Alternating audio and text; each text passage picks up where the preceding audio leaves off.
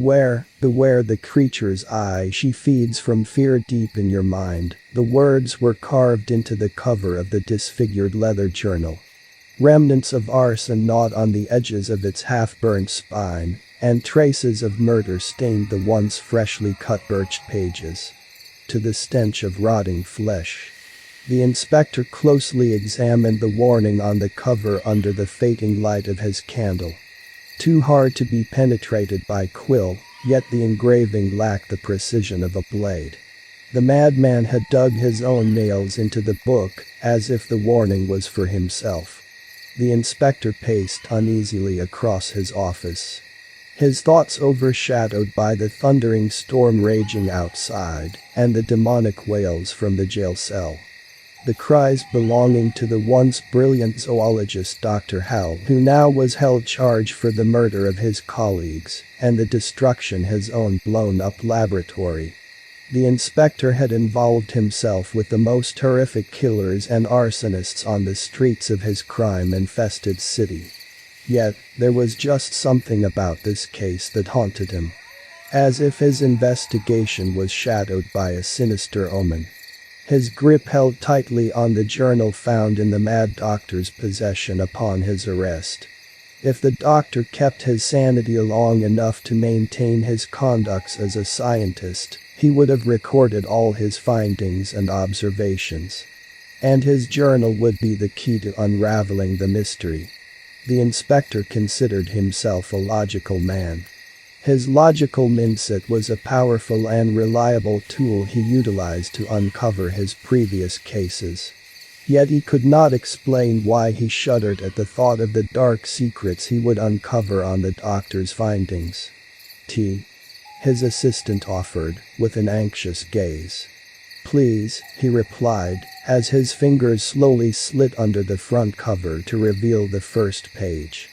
"I sense this night has much to offer. 10th August 1889, upon my expedition in the sub-Saharan deserts, I happened to come across an archaeological discovery. I found myself in what seemed like a burial chamber, surrounded by strange symbols and drawings. Possibly hieroglyphics from the language of an ancient kingdom. At the center of it all was what appeared to be the most curious statue I'd ever seen. I initially thought it to be a deity of an old civilization, a mythological goddess.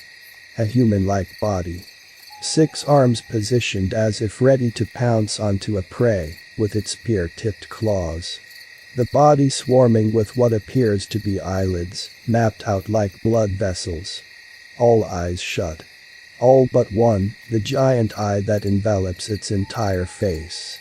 From the right corner of its forehead to the left center of its chin. Stretched open as if it were a python swallowing its prey whole. Within the eye, a set of 3 pupils and 3 irises, streaking across like claw marks. 3 precise pinholes in the pupils jabbed through the head. Archaeology is beyond my field of studies. Statues and discoveries of such would be nothing worth recording in my reports. Yet something about this figure seems almost organic. As if it were once a living being. Or rather, still is. I simply cannot rule out the possibility that I've discovered a new prehistoric species. As faint as the possibility may be, I must be certain. It will be taken back to my lab for further analysis. 17th September 1889. The subject is truly fascinating. We've been working tirelessly, running numerous tests.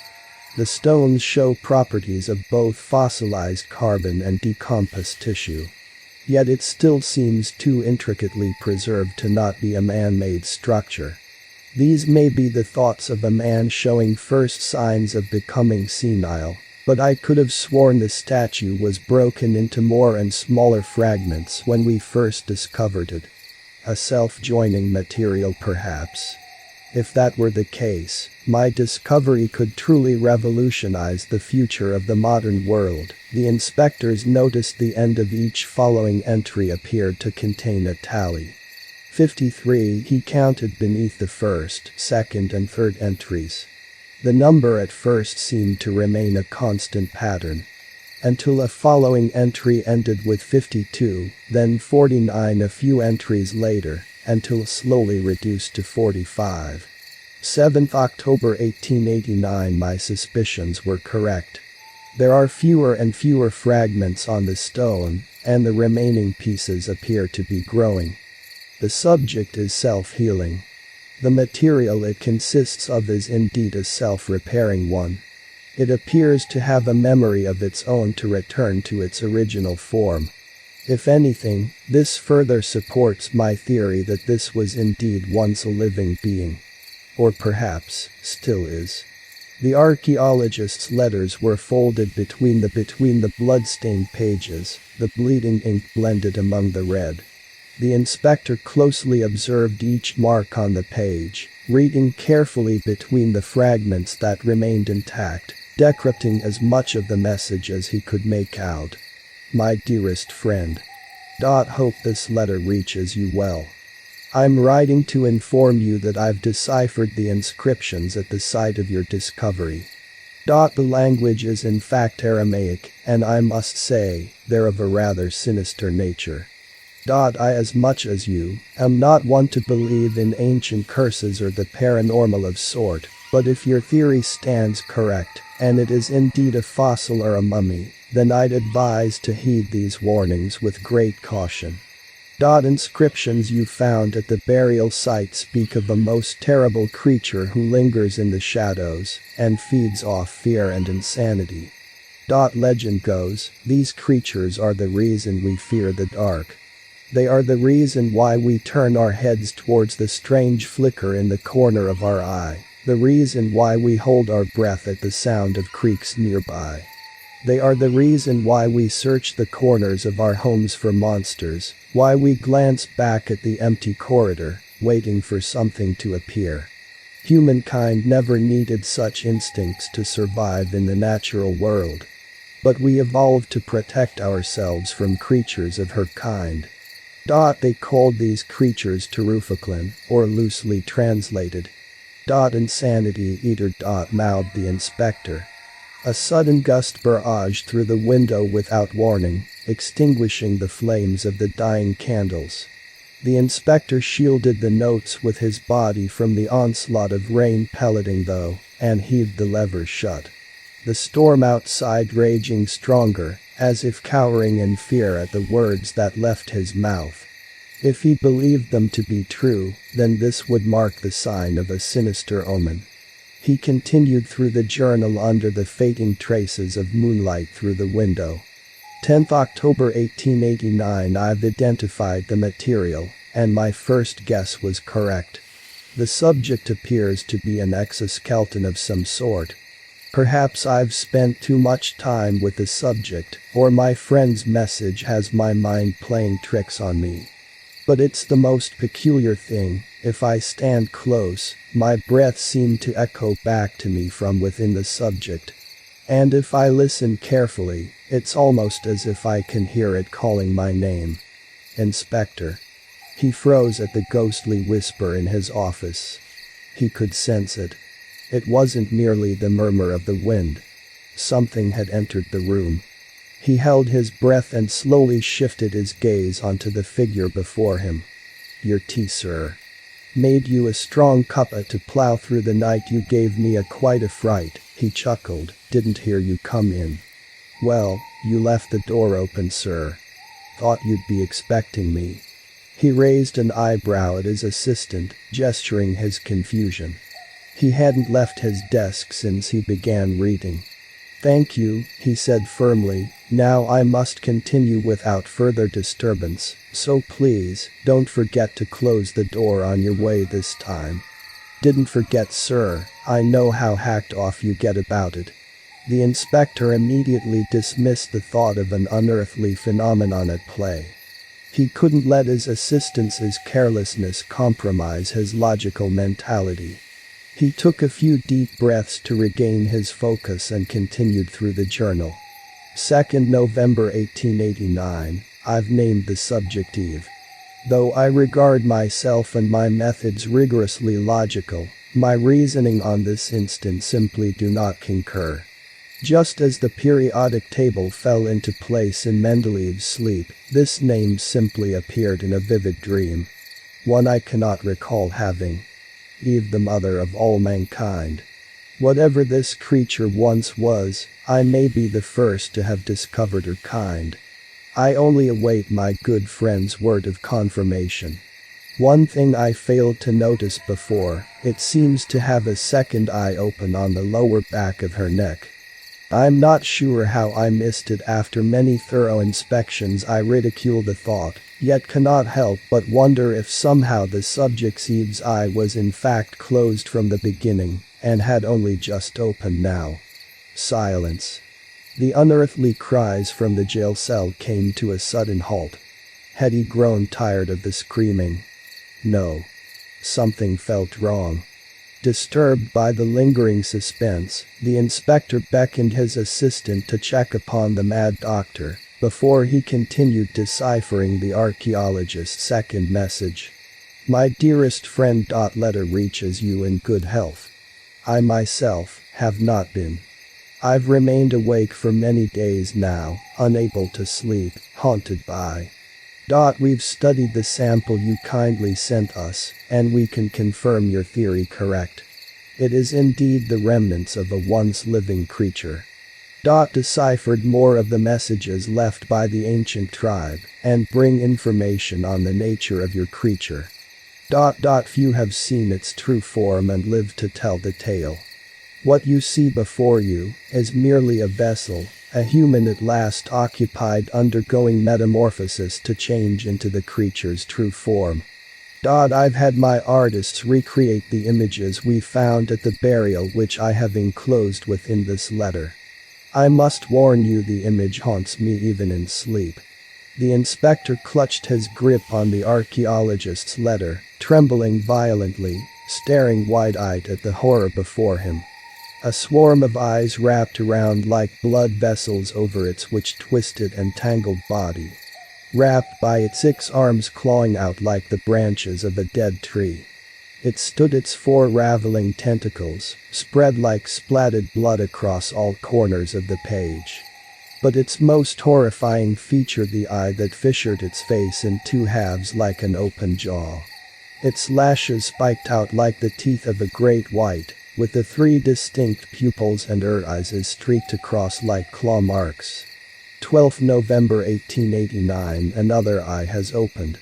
I now realize the subject is neither mummified nor a fossil. She's alive. His mug shattered on the ground as the inspector was thrown back, mortified by the horror of the next entry. She's in my dreams.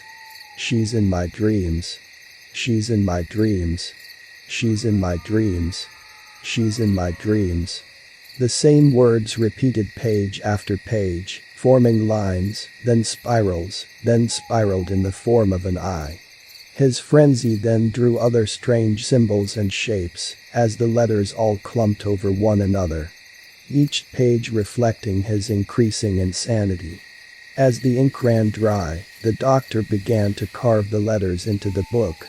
Until finally, his frenzy ended on a double page with words that rendered the inspector's blood cold. And she is beautiful. 21st November 1889. I write this war. The entry was missing, torn off by the doctor in his frenzy.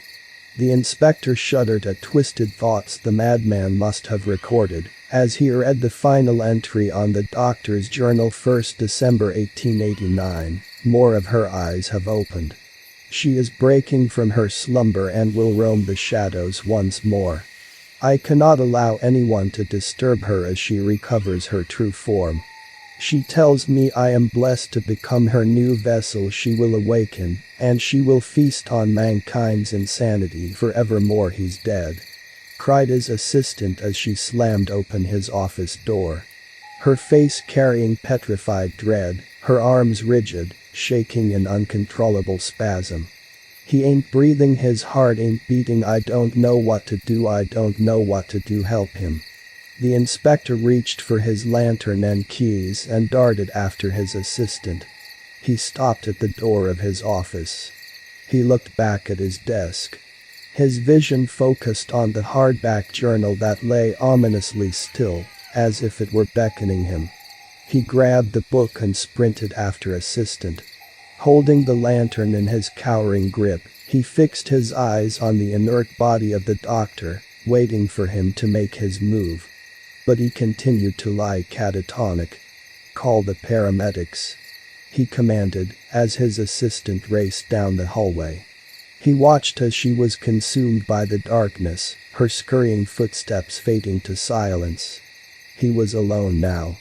Eyes transfixed on the doctor, he cautiously turned the lock on the cell door, his hands as cold as the steel that held the madman within.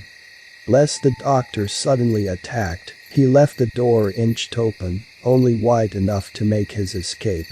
For the inspector, however, it would be his gravest and final mistake. He gently turned the man on his back, slowly crouching down to shine the flickering, fading light on doctor's face. Holding his gaze on the time blue, dead expression on the face before him, he reached for the doctor's clenched fist to feel for his pulse. No pulse, only a note. The inspector reached into the doctor's fist for the crumpled ball of paper. He noticed the torn corner as he unfurled the note. The shape of the tear matched the missing entry in the notebook. The inspector held the missing pieces against each other, dreading the dark secrets he would unravel. 21st November 1889. I write this warning while able to hold the final fragments of my sanity. She has taken my mind hostage. She lives within the depths of my fear, my insanity. Feeding. For now she only exists as fragments in the minds of those who have gazed through her eyes. She cannot be allowed to recover to her true form. So long as she continues to repair her former vessel, she will grow stronger as each eye opens the more she feeds. Forgive me. It is too late to save them. I must sever her connections to all who have fallen prey to her gaze. I must take drastic actions to prevent her invading our world once again, any means necessary. My final warning: do not gaze through her eyes. It uses its eyes to trap its prey and latch onto their minds. Once her eye is embedded into its host, she hooks herself in the victim's brain and projects herself in the shadows, triggering fear and paranoia within her victim, feeding off the insanity. Those who gaze through the holes pierced through her eyes fall mercy to her grasp. She's taken control of my mind, and she's had me draw her image in the book. Do not look through the image, even that which holds the image of her eye, too falls under her gaze. The final words echoed in the inspector. Overwhelmed by dread, he frantically flicked back page after page. Back to where the insanity took its clutching grip on the doctor. Beware, beware the creature's eye. The warning droned repeatedly in his mind. It was there. Hands quaking with tremors of fear through his veins as he fixed his wide-eyed gaze at the ink-bombed pages. Even that which holds the image of her eye, too falls under her gaze. 3 holes pierced through the dead center. The letters shaping to 3 distinct irises and 3 pupils, all slashed across from the right corner of the double page down to the left, taking the form an eye. Her eye. The inspector tore the pages of the journal, clawing away in frantic spasm. He dug his nails deep into the blood-stained pages and slashed his way through the book. He slammed down his foot repeatedly, fracturing its spine, crushing the clawed, hardback leather. With a final blood-curdling bellow, he smashed his lantern over the shredded remnants and set ablaze the cursed notebook. Gasping desperately for air, having escaped from drowning under waves of terror, his eyes flickered with the flames that engulfed the cursed ink and blood-painted pages of the journal. Too late. Inspector, whispered the voice from within him. The doctor's body flung upwards, stretching and twisting into knots. Cracks appeared throughout, tearing his fibers open to reveal a swarm of eyes blinking furiously, rolling corner to corner in unison. His pale blue strained skin blackened into an abyss of shadow, and his face fissured, its jaws open to reveal its eye. Its lashes spiked out like the teeth of a great white, with the three distinct pupils, and her eyes is streaked inside like claw marks. You've fallen prey to my piercing gaze, and now I forever remain within the depths of your mind. I am free again.